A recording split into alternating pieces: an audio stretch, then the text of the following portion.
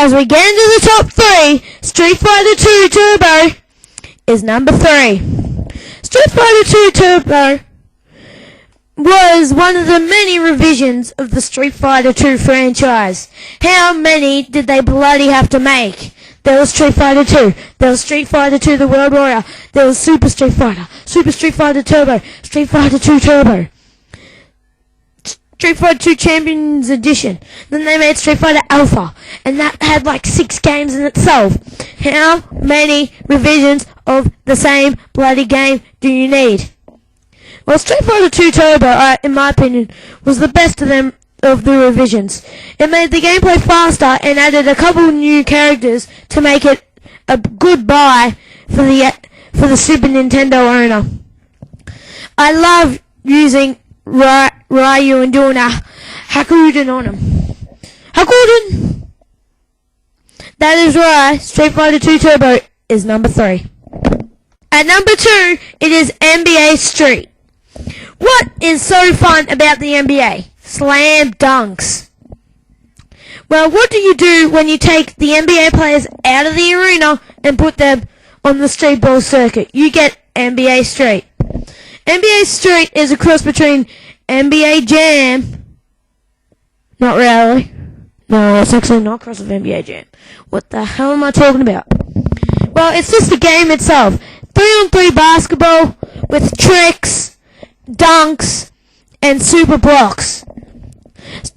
NBA Street is better in my opinion than the sequels because it has one defining factor. Michael Jordan. This was the time when Michael Jordan still had his license with EA, even though he was retired, and it was in many games for basketball games for EA.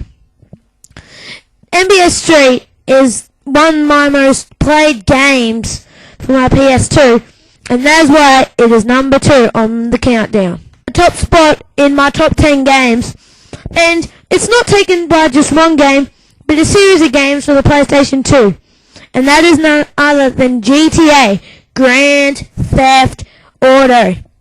Well, there were many games on Grand Theft Auto for the PS2. There was Grand Theft Auto 3, Grand Theft Auto Vice City, San Andreas, Vice City Stories, and Liberty City Stories.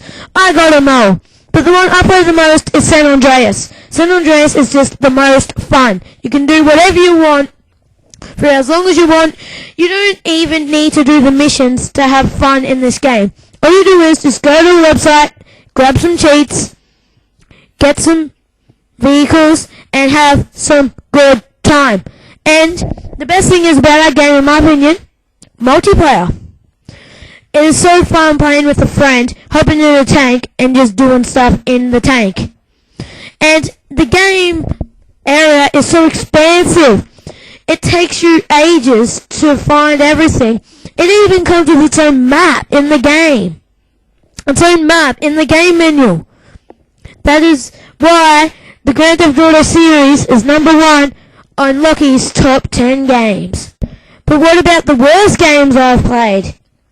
Let's find out what they are. Well, for this, I'll just do the top 3. And at number 3, it is Pac-Man for the Atari 2600. Wait a minute. I put Pac-Man at number 8 in my top 10. What is it doing at the 3rd worst game I played?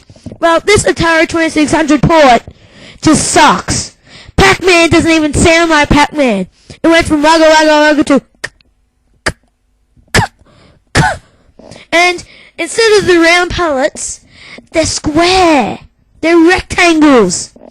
And the ghosts, they flicker on the screen. And it's so bloody annoying to watch. That's why Pac-Man is my 3rd worst game. My 2nd worst game is E.T., another Atari 2600 game. The person who designed this only got 6 weeks to do it. 6 weeks to make a game. No wonder that so many people hated it. They decided to make 4 million cartridges. There was only 2 million Atari 2600s sold in America. What, so we expect people to just go out and buy the console just for the E.T. game? No wonder Movie Tie-Ins is such a bad name. The game is almost unplayable. The graphics are crap even for Atari 2600 standards. There's even a story that all the copies of this game that got returned have been dumped in a desert in the United States. That's where this piece of shit deserves to be. At number 2 of my worst games, E.T. At number 1 of my worst game is Back to the Future Part 2 and 3. I only got one thing to say about this game. It sucks balls! Remember to tune in for my top 10 movies. Locky out.